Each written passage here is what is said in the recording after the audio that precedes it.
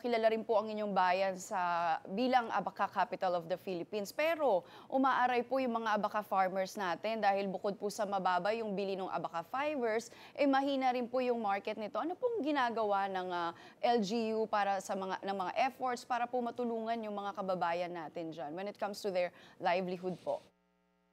So far po, pagkaupo ko po, nakipagpulong po kami at yung ibang mayors, nakipagpulong po kami kay PhilFIDA Executive Director Ali Atienza na sana matulungan kami kasi even i-compare natin yung Abaca from other provinces, talagang ang Catanduanes ang pinakamatibay at magandang Abaca.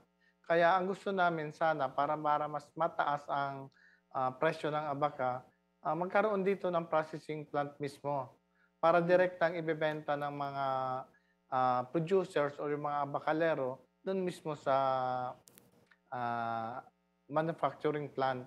At the same time, bigyan din ng alternative source of income or livelihood yung mga asawa ng mga abakalero. Mhm. Para in case halimbawa po may typhoon or may mga iba pang sakuna, may alternative source po sila. Mm. Mhm. Follow up lang Mayor 'no, curious lang ako dun sa processing plants at sinasabi niyong kulang. Sino po ba ang dapat lapitan dito? National government po ba o dapat po private ito?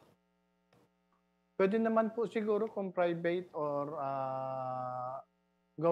national government. As long na makakatulong po sa amin, welcome naman po lahat.